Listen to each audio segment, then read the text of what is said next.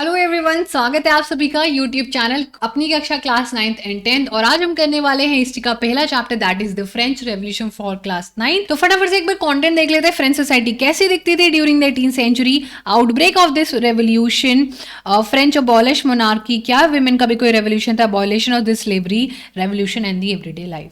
So first of all, let's talk about the chapter. What is this French Revolution is about?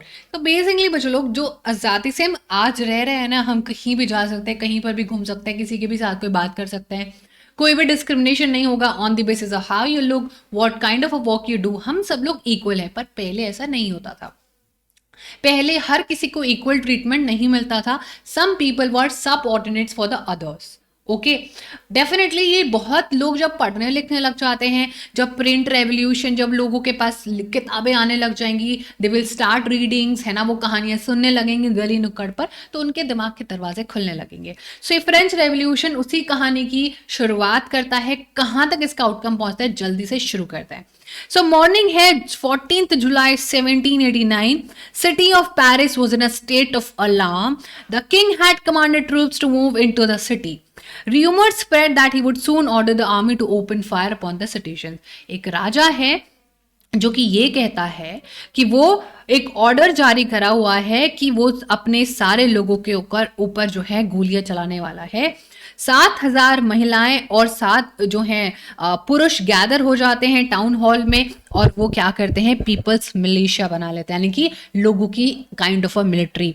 They broke into number of government buildings in search of arms, और उनको जो है ये पता होता है कि गवर्नमेंट बिल्डिंग्स में, सरकारी जो ऑफिस है उनमें बंदूकें छुपी हुई हैं। So finally a group of several hundred people marched towards the eastern part of the city and stormed the fortress prison, the Bastille। यानी कि किलाबंदी जो है एक होता था जगह जो कि जेल था, जिसको बैसिल कहते थे, जहां पर लोगों को ये अफवाह थी कि यहाँ पर उन लोगों को रखा गया है जो भी राजा के खिलाफ बोलते थे, क्योंकि एक राजा महाराजा था जो दूसरों लोगों को बिल्कुल पसंद नहीं करता था। बैसिल को सब लोग हेट करते थे क्योंकि वो किंग की डेस्पोटिक पावर के लिए जो है स्टैंड करता था, और लोगों ने उसके धज्जा उड़ा दी। लोगों ने उसके जो बचे कुछ यहाँ पर चीजें थी जो कि आप फिगर 1 में देख सकते हो, उसको घर भी उठा के ले गए कि देखो हम कितना बड़ा काम करके आए हैं, है ना। तो बहुत सारे राइट्स पेरिस में हुए और आसपास के शहरों में हुए। ब्रेड, लोग वहां पर स्टेपल फूड है लोगों का ब्रेड, उसके प्राइस बहुत ज्यादा बढ़ गए। और हिस्टोरियन जब इस समय को देखते हैं तो वो कहते हैं कि देखो जो फ्रांस के साथ हुआ, तो लोगों को पता नहीं था कि वो कितनी ज्यादा चीजें कर रहे हैं, आखिरकार ये हुआ कैसे। तो शुरुआत करते हैं कहानी के French society during the late 18th century. हमारा पहला टॉपिक 1774। एक ट्रिक मेरे को आपको देनी है याद हमेशा के लिए, you will remember this trick. जो फ्रेंच रेवोल्यूशन हुआ था, it happened in the year 1789। इसको हिंदी में बोले तो 1789, यानी कि आप इसको याद रख सकते हो, फ्रेंच से फ्रेंच फ्राइज याद रख सकते हो। और मेरे फ्रेंड ने 1789 फ्रेंच फ्राइज खा लिए। So you will remember this trick now forever. पर मैम उससे पहले थोड़ा सा बैकफुट में जाते हैं। समय है 1774। लुइस 16 राजा है बोर्बन फैमिली का, जो मोनार्क्स हैं, right. You know what is monarchy, the rule of king and queen. वो अपनी फ्रांस की गद्दी पर विराजमान होते हैं। He was only 20 years old। उनकी शादी हो जाती है ऑस्ट्रियन प्रिंसेस मैरी एंटोनिएट से, जो कि जैसे ही वो राजा बनता है तो सारा जो धन दौलत सब कुछ खाली था, क्योंकि वो युद्ध लड़ रहे थे। उससे पहले जो उसके फैमिली वाले बोर्बन डायनेस्टी के राजा था, वो युद्ध लड़ रहे थे। और जो है वो युद्ध क्यों लड़ रहे थे, क्योंकि पता है दूसरे ऐसी जगह थी जहां पर मोनार्की को खतरा हो रखा था। मोनार्की की लोगों ने खटिया खड़ी करी हुई थी, तो दे वर स्कैर्ड। तो अपनी मोनार्की को बचाने के लिए, ब्रदरहुड अपना बचाने के लिए ना, भाईचारा, चोर चोर मुझसे भाई, तो उसकी मदद करता था ये। और ये दूसरी चीज ये करता था कि एक पैलेस में रहता था, जो कि वो सेल्स, पैलेस ऑफ वो सेल्स, बहुत सुंदर है, फोटो देख सकते हो स्क्रीन पर, है ना। इसमें बहुत खर्चा लगता था। इट वॉज मोर लाइक अ शीश महल, पूरा बहुत ही आलिशान होता था, जिसमें बहुत खर्चा लगता था। तो लुई जो 16 था, वो फ्रांस की 13 अमेरिकन कॉलोनीज को इंडिपेंडेंसी देना चाहता था फ्रॉम कॉमन एनिमी ब्रिटेन, ठीक है। The war added more than billion livres to a डेब्ट that had already risen to more than 2 billion livres. Livres currency थी उस समय फ्रांस की, जो कि डिसकंटिन्यू हो गई थी 1794 में, रिमेंबर। तो ये कर्जा लेता गया। अरे कर्जा आ कहाँ से रहा होगा, सोचा है कभी? चलो, तो इस वजह से बच्चे लोग जब ये कर्जा लेता रहा, तो जिन लोगों ने इसको लोन दिया होता वो भी इससे ब्याज नहीं लगे, दैट टू 10%। अब फ्रेंच गवर्नमेंट को कुछ ना कुछ तो करना था, और उसकी रेगुलर एक्सपेंसेस को, आर्मी को मेंटेन करने के लिए, कोर्ट को मेंटेन करने के लिए, गवर्नमेंट ऑफिस सब कुछ को मेंटेन करने के लिए लोगों से टैक्स लिए जाने लगेंगे। और ये सारी चीजें बहुत ज्यादा जो है बीज बो देंगे, यानी कि, है ना। एक बार फिगर 2 को देखते हैं ध्यान से। तो चलो होता ये था, जो आपकी फ्रेंच सोसाइटी होती थी उस समय, फ्रांस में जो सोसाइटी होती थी उसमें फर्स्ट नंबर पर कुछ लोग होते थे जो कि क्लर्जी यानी कि चर्च से रिलेटेड लोग होते थे। सेकंड पे नोबिलिटी होते थे, राजा रानी होते थे और उनकी फैमिली। थर्ड में बाकी सारे कॉमन लोग होते थे। इस हिसाब से सोसाइटी डिवाइडेड थी और जो नीचे लोग होते थे उनको कुछ भी हक नहीं होता था, राइट। तो इस हिसाब से सोसाइटी चल रही थी, जो कि बहुत ही प्रॉब्लमैटिक फिगर है। आज की तुम जो दुनिया में ऐसा कुछ नहीं होता है। चलो, तो ये जो पूरा का पूरा सिस्टम है, इसको it was a part of a feudal system, जहां पर लोग दूसरे के लिए काम करते थे और उनको पैसा देते थे। अब ये जो टर्म है ओल्ड रजाइम, इसी को ही जो है यहाँ पर डिस्क्राइब करती। कोई आपसे पूछे कि ओल्ड रजाइम क्या थी, कि जो मैम वो पहला सिस्टम था ना, सोसाइटी होती थी, एस्टेट्स होते थे, फर्स्ट वाले को बड़ी पावर होती थी, जो यहाँ पर आपको दिख भी रहा आपकी स्क्रीन पर, वो पुराना जमाना होता था। नया जमाना तो एवरीवन इज इक्वल, कोई क्लर्जी नोबिलिटी नहीं होगी। सो फिगर 2 में ये दिखाया कि पेशेंट 90% होते थे पॉपुलेशन के, रिमेंबर दैट। हाउएवर उनमें से कुछ ही के पास जमीन होते थे, 60% जो है नोबल्स के पास ही जमीन होती थी। प्रॉब्लमैटिक है। चर्च और अदर बहुत ही रिच मेंबर होते थे, ठीक है। The member of the first estate, the clergy nobility, इनको जन्म से इनको जो अधिकार मिले होते कि जो चर्च में पैदा हो गया वो तो अमीर ही बनेगा, ठीक है। इन लोगों को टैक्स भी नहीं देना पड़ता था और ये फ्यूडल प्रिविलेज एंजॉय करते थे, अपनी हवा करवाते थे। दासियां इनके चारों तरफ रहती थी, दासियों की तनख्वाह कौन देता था? थर्ड एस्टेट वाले लोग। और जो भी यहाँ पर खर्चा पानी होता था, सब लोग इनका ऐसे ही चल रहा है, ये कुछ भी काम नहीं करते थे और बाकी सारे काम लोगों से करवाते थे, अपना मस्त एंजॉय करते थे। चर्च भी यहाँ पर टैक्स लेते थे भाई अलग से, ये भी नोबिलिटी भी टैक्स लेती थी, चर्च भी लेता था।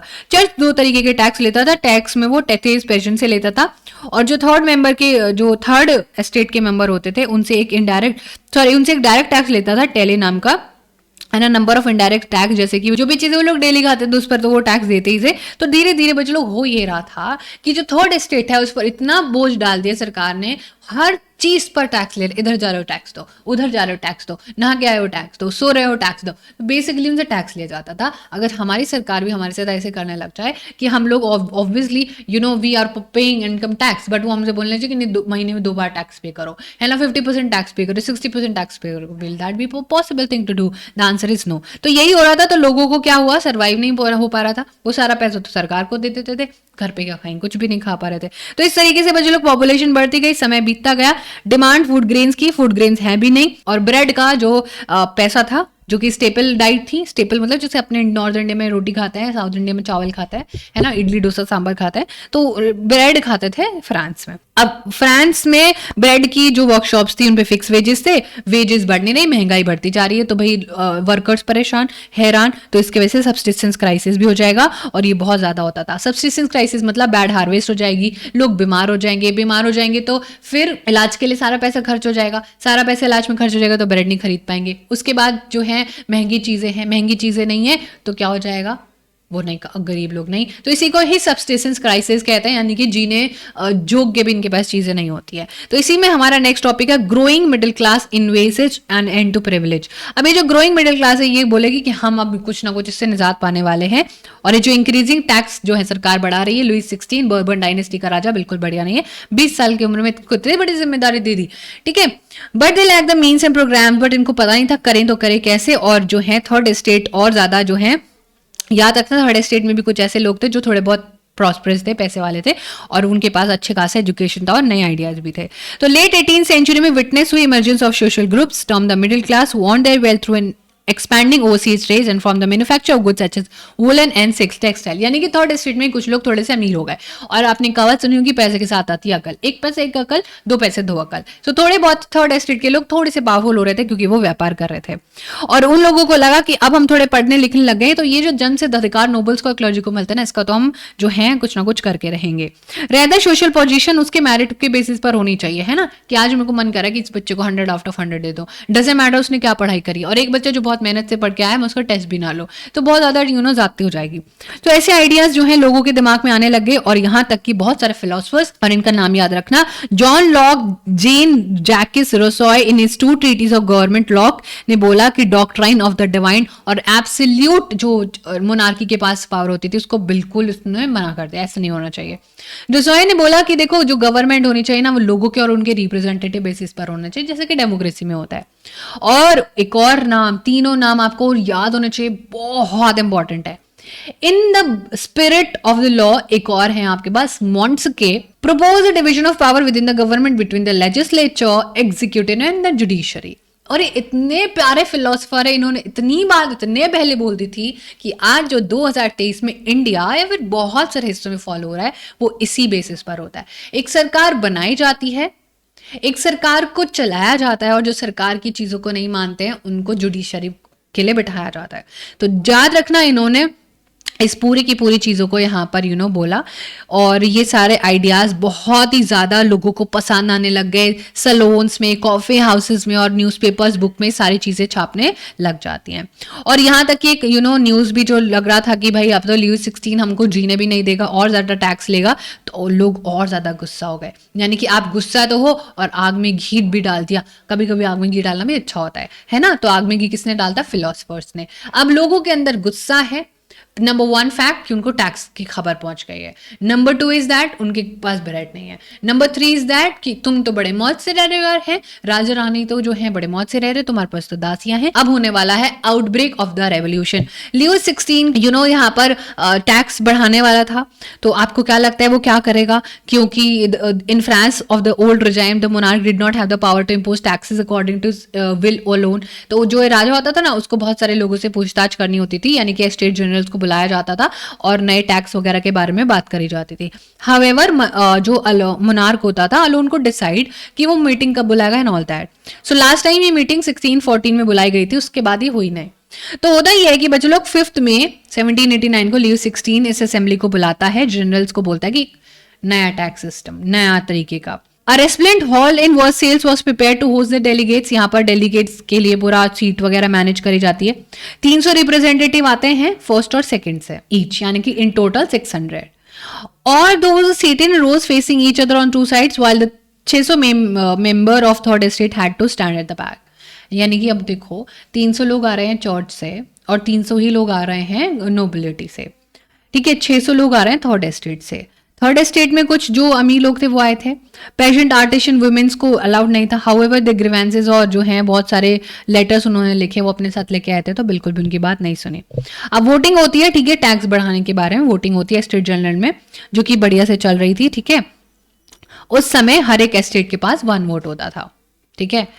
This time too, Louis XVI was determined to continue the same practice, but members of the third estate demanding that voting now be conducted by an assembly as a whole, where each member would have 1 vote। Can you imagine?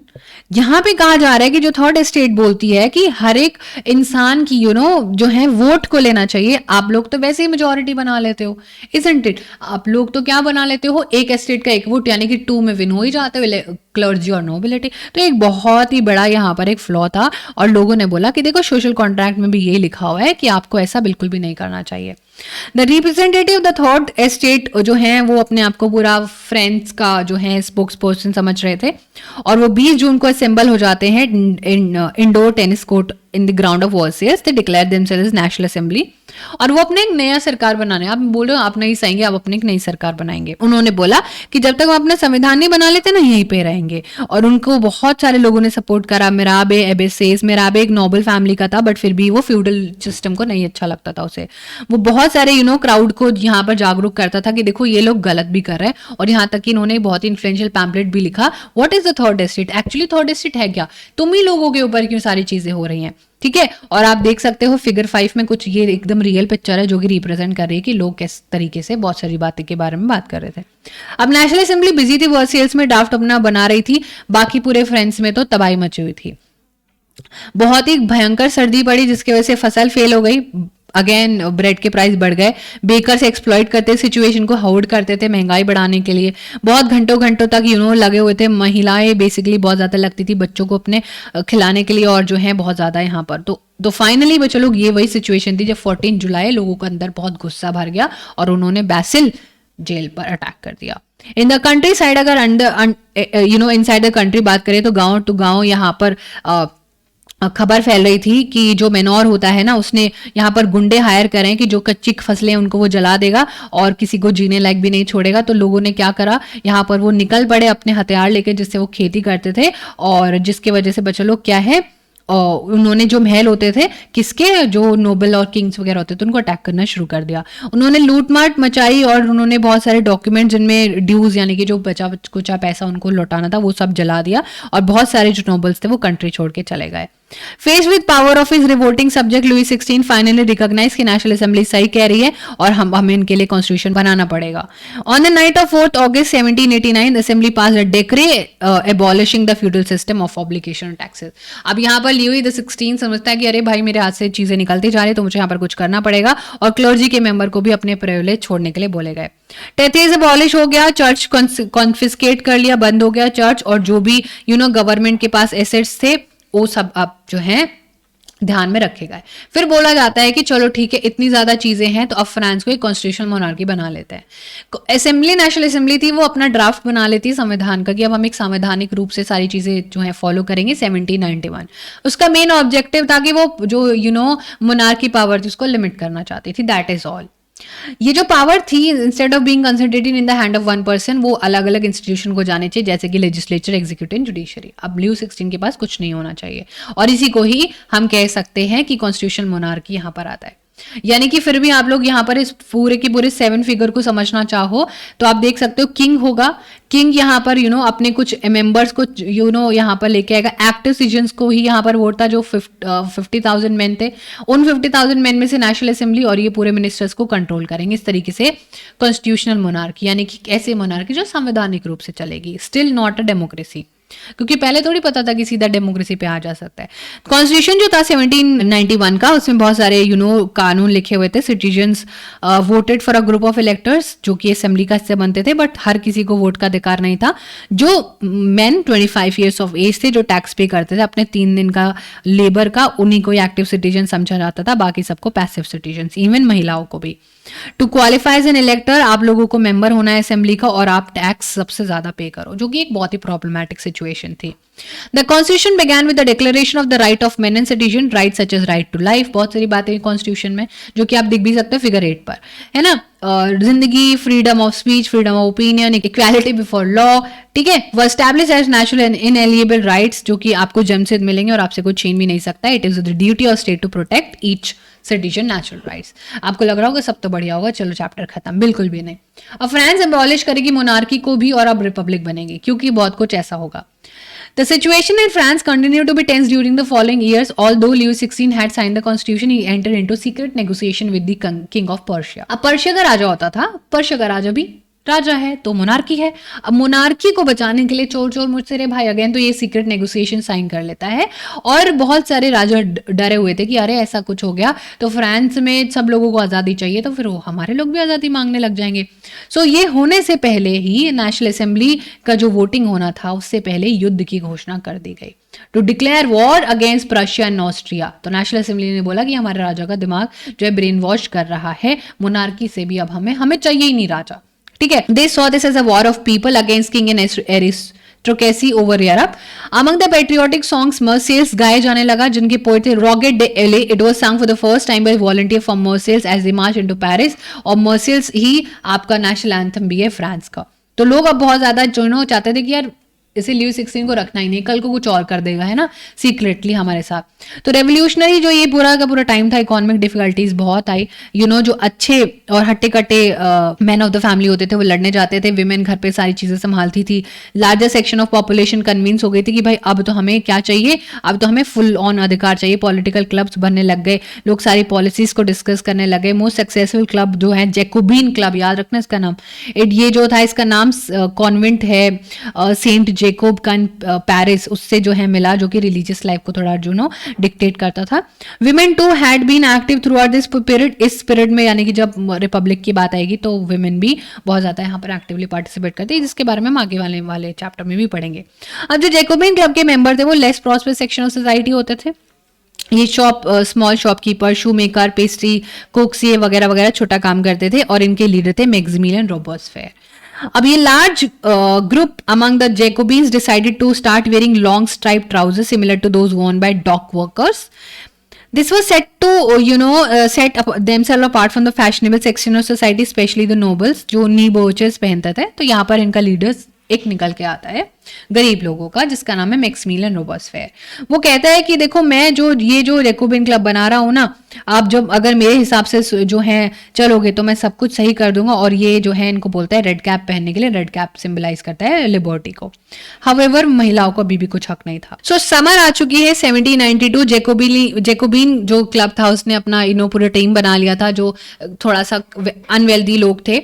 तो ये जो थे large number of Parisians were angered by short supplies, बहुत लोग गुस्सा था कि भाई खाना वाना नहीं मिल रहा है। अगस्त 10 को उन्होंने पैलेस ऑफ टेरेल्स यहाँ पर, यानी कि एक बहुत ही महल होता था, उसको गार्ड्स को मार गिराया। राजा को बहुत समय तक उसको अपने अंडर में ले लिया और बोला कि पूरी की पूरी रॉयल फैमिली को जेल में डाल दो। फिर इलेक्शंस होते हैं मैक्सिमिलियन रोबेस्पियर के अंतराल में, सारी चीजें बदलती हुई नजर आएंगी। जो न्यूली इलेक्टेड असेंबली थी अब उसको कॉन्वेंशन बोला जाएगा और 21 सितंबर 1792 में एबॉलिश हो जाती है मोनार्की और फ्रांस अपने आप को रिपब्लिक बोलता है। As you know, republic is a form of government where the people elect the government including the head of the government. So monarchy में क्या था कि जो भी डिसीजंस, अभी भी राजा का रोल प्ले है, बट अगर रिपब्लिक बोल देंगे तो क्या हो जाएगा, रिपब्लिक एक ऐसी चीज है जहां पर सारे डिसीजन सरकार लेती है और जो हेड होगा that will also be the elected person. Hereditary कुछ भी नहीं होगा और ये सारी चीजें हम धीरे धीरे पढ़ेंगे। Louis 16 was sentence to death by the court on the charge of treason, और उसको देशद्रोह के लिए फांसी पर चढ़ा दिया जाता है। किसको? लुई 16 को। 21 जनवरी 1793 ही वॉज एग्जीक्यूटिव पब्लिकली, उसको लटका दिया जाता है। और इवन उसकी जो क्वीन थी मेरी एंटोनिएट, उसको भी फांसी पर लटका दिया जाता है। फिर उसके बाद आपको लगेगा कि कहानी में सब तो सही हो गया, बिल्कुल भी नहीं। फिर उसके बाद जो समय शुरू होता है the reign of terror. The period from 1793 to 1794 को रीन ऑफ टेरर, यानी कि एक ऐसा समय जब लोगों के अंदर बहुत ही भयंकर भय था। ऐसा हुआ क्या? एक्चुअली ये जो रोबेस्पियर था ना, इसने बहुत ही जल्दी से अपने सारे रंग बदल लिए। इसने बहुत ज्यादा पॉलिसीज फॉलो करी, सीवियर कंट्रोल और पनिशमेंट की। ये दुनिया को बदलना चाहता था और ये उन सबको एनिमी देखता था जो एक्स नोबल्स, क्लर्जी या फिर पॉलिटिकल पार्टी के मेंबर थे, जो उसके मेथड से बिल्कुल भी जो है एग्री नहीं करते थे। उनको अरेस्ट कर लेता था, इम्प्रिजन कर देता था और उनको रेवोल्यूशनरी ट्रिब्यूनल के तहत जो है दोषी भी करार देता था। अगर कोर्ट उनको गिल्टी जो है मान देते तो उनको ग्लूटेनाइन करा देता था। ये क्या होता था? जो ग्लूटाइन होता था एक डिवाइस होता था जिसमें दो तरफ पोल होते थे और बीच में ब्लेड होता था। अगर उसको लगता था कि इस इंसान को जो है इसने इज्जत मेरी जो है कम करी है, फ्रांस में इसने लोगों के साथ कुछ करा है, तो उसको वो मार देता था। और ये जो आपका पूरा डिवाइस था, इसको डॉक्टर ग्लूटाइन ने इन्वेंट करता, उनके नाम पर ही रखा था। रोबेस्पियर गवर्नमेंट जो थी बच्चों लोग, वो बहुत ही ज्यादा हर चीज को कंट्रोल करने की कोशिश करेगी। मीट और ब्रेड को भी राशन के तहत देने की शुरू करेगी। पेशेंट्स को जो है ग्रीन सिटीज में एक फिक्स प्राइस पर बेचने के लिए, यानी कि हर तरीके से लोगों को कंट्रोल करने की कोशिश करेंगे। जो मोर एक्सपेंसिव वाइट फ्लावर था वो फॉरबिडन कर दिया गया। सबको एक ही जैसा होल व्हीट का ही खाना खाना है, इक्वालिटी जो है सब कुछ रखनी है। और जो है सर, मैडम ये सब जो है बोलना है। हेंस फोर्थ सिटीजन और सिटीजन अपने आप को कहना है। चर्चेस बंद कर दिए गए और उनको बिल्डिंग्स को बनाकर ऑफिसेस बना दिया गया। यानी कि एक अलग ही प्रकार का प्रजाति वाला इंसान हम लोगों को दोबारा दिख रहा है। रोबेस्पियर ने अपनी पॉलिसी इतनी ज्यादा जो है फॉलो करेगी, जो उसके सपोर्टर्स थे वो भी अब ये बोलने लगे अरे भाई थोड़ा सा तो हमें रहम खाओ। फाइनली बच्चे लोग, बट इसको भी कन्विंस्ड कर दिया गया था कोर्ट में और ये अरेस्ट कर दिया गया था। और रोबेस्पियर को भी खुद अपनी जिसने अपने लिए कब्र खोदी थी उसमें इसको दफन होना पड़ा। उसके बाद बच्चे लोग जब ये चला जाता है, उसकी मृत्यु के बाद एक डायरेक्टरी रूल करती है फ्रांस पर। The fall of Jacobin government allowed the wealthier middle class to seize the power. Again कितनी सारी अप्स एंड डाउन्स हैं पूरी फ्रेंच रेवोल्यूशन की हिस्ट्री में। अब यहाँ पर क्या है बच्चों लोग, वेल्थियर मिडिल क्लास सीज करेगी पावर। एक नया कॉन्स्टिट्यूशन जो है नॉन प्रॉफिट सेक्शन ऑफ लोगों के लिए बनाया जाएगा, जिससे अब दो तरीके की चीजें हैं। और जो डायरेक्टरी अपॉइंट करेगी उसमें 5 लोग होंगे, जिसके मतलब ये है कि चलो एटलीस्ट जैकोबिन के तहत एक इंडिविजुअल तो नहीं होगा जो सारे डिसीजन लेगा। 5 लोग रहेंगे तो मेजोरिटी माइनॉरिटी तो देखने को मिल जाएगी। अगर ऐसे हुआ तो डायरेक्टर के कुछ क्लैश भी होगी तो डिसमिस कर सकता है। Political instability of dictator pave the way for rise of military dictator Napoleon Bonaparte. यानी कि फिर भी फ्रांस का कोई सॉल्यूशन नहीं निकल पाया। डायरेक्टरी बहुत बार फाइनल डिसीजन पर नहीं पहुंच पाती थी। और जब भी हमारी बॉडी इतनी ज्यादा जो है स्ट्रगल कर रही होती है तो फटाफट उसको बीमारी लग जाती है ना। सो जस्ट लाइक दैट बच्चे लोग, आपकी फ्रांस की हिस्ट्री में नेपोलियन बोनापार्टे आ जाएगा, क्योंकि लोगों से देश ही नहीं संभल रहा है। Through all these changes in the form of government, the ideals of freedom, equality, ये सब कुछ अभी भी जिंदा थे लोगों के बीच में और ये अभी भी चल रहे थे। फिर हमारा नेक्स्ट टॉपिक है, did women have a revolution. अब हमारा ये कि भाई क्या महिलाओं का भी कोई अपनी क्रांति हुई थी। From the very beginning women were active participant which brought so many important changes in French society. बहुत अच्छा खासा रोल प्ले था। उनको ज्यादा इन्वॉल्वमेंट चाहिए थी, उनको भी अपनी लाइफ इंप्रूव करनी थी। थर्ड स्टेट में जो है वर्किंग थी, और स्टीम यानी कि जो कपड़े वगैरह प्रेस करती हैं, फूल बेचना है ना, लॉन्ड्री का काम करना, और ये सारा मार्केट में उनको एम्प्लॉयमेंट मिलती थी। और डोमेस्टिक सर्वेंट्स भी बड़े बड़े घरानों में उनको मिल जाती थी। बहुत सारी महिलाओं को एक्सेस नहीं थे एजुकेशन जॉब ट्रेनिंग का। जो नोबल और wealthier member of the third state होते थे उन्हीं को पढ़ने का मौका मिल गया, और उनको अपनी ही सेम घराने में शादी भी करने का मौका मिलता था। बाकी विमेन अपना घर का काम चलाती थी। In order to discuss and voice their interest, women अपने खुद के पॉलिटिकल क्लब और न्यूज़पेपर बनाने लगती हैं। ठीक है, about 60 women clubs came up in different French cities. The Society of Revolutionary Republican Women was the most famous one of them. One of their main demand was to कि women को भी same political rights मिले, क्योंकि women बहुत सारा काम करती थी, बहुत सारी उनके साथ गलत चीज़ें भी होती थी, तो उन्होंने अपने अलग अलग क्लब्स बनाने शुरू कर दिए जिसमें वो अपने राजनीतिक अधिकारों के लिए बात करती हैं। विमेन काफ़ी समय तक डिसअपॉइंटेड थे क्योंकि उनको पैसिव सिटीजन समझा जाता है। पैसिव सिटीजन क्या होता है? जिसको कोई हक ही नहीं है, राइट। दे डिमांडेड कि उनको भी राइट टू वोट मिले, वो भी इलेक्टेड असेंबली में अपनी पॉलिटिकल ऑफिस में कुछ पावर होल्ड करें और वो भी अपनी बातों के आगे रखें। In the early years revolutionary government ने बहुत सारे डिड इंट्रोड्यूस लॉज, जिसकी वजह से थोड़ी बहुत जिंदगी महिलाओं की अच्छी हुई। टुगेदर बहुत सारे क्रिएशन करे गए, कंपलसरी एजुकेशन स्कूल्स में करी गई, है ना। फादर अब लड़कियों को फोर्स नहीं कर सकते थे, फैमिली में जो है उनको फ्रीली और अंडर सिविल लॉ कुछ उनके साथ गलत ना हो, है ना। डिवोर्स को लीगल बोल दिया गया, पहले इलीगल होता था, है ना। और जो मेन एंड वीमेन अब बोथ कर सकते हैं। विमेन को अब अच्छी जॉब्स के लिए, है ना, आर्टिस्ट और बिजनेसेस के लिए ट्रेनिंग भी मिलने लगी।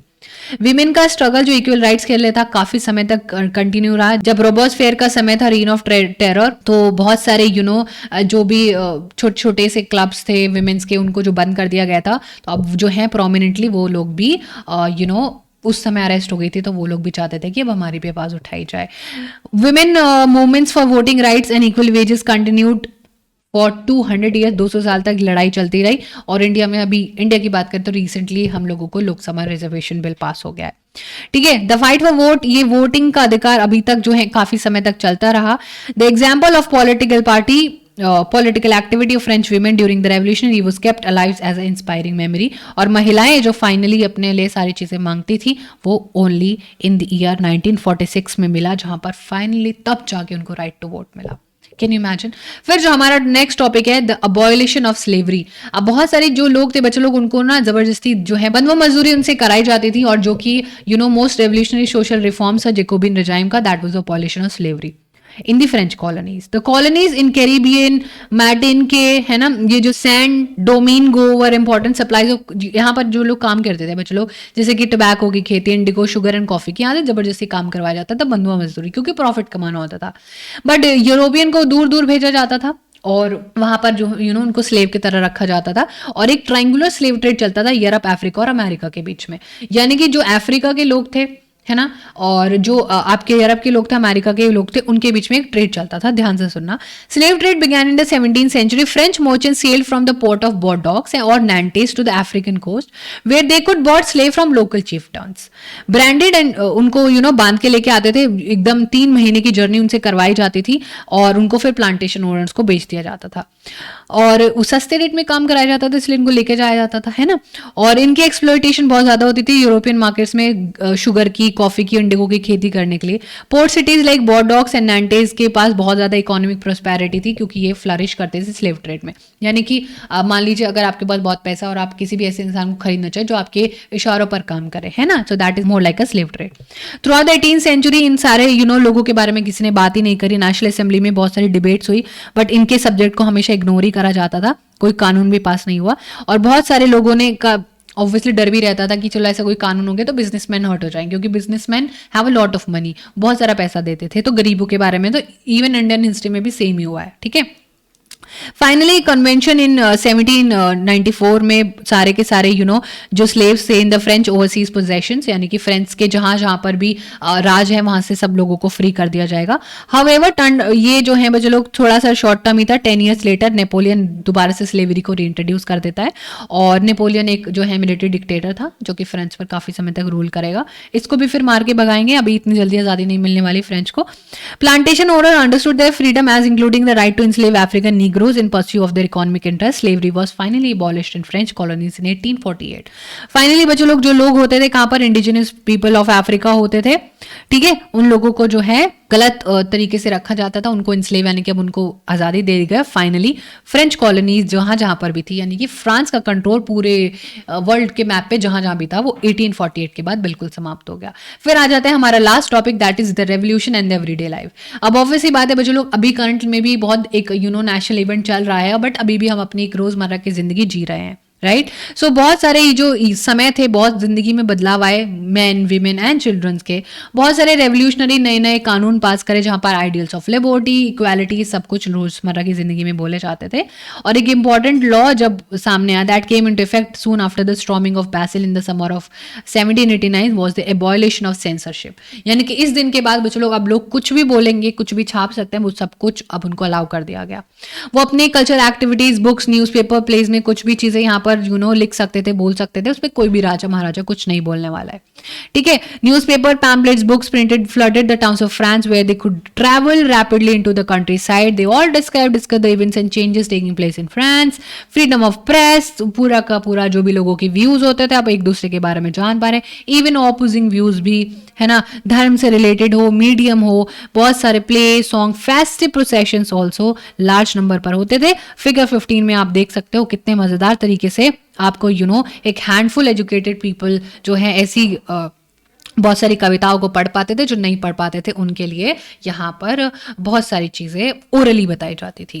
कंक्लूजन ये है चैप्टर का कि 1804 में Napoleon Bonaparte crown himself emperor of France. Basically कहने की बात यह है कि अभी भी बहुत बेटर नहीं हुई है फ्रांस की सिचुएशन, और अब समय ऐसा आ गया था 1804 में कि अब कोई इसकी यहाँ पर कमान संभाले, और कमान आ गई है किसके हाथ में, नेपोलियन बोनापार्टे, जो पूरे यूरोप पर कब्जा जो है करना चाहता था और अपने आप को पूरा वहां पर साम्राज्य अपना खड़ा करना चाहता था।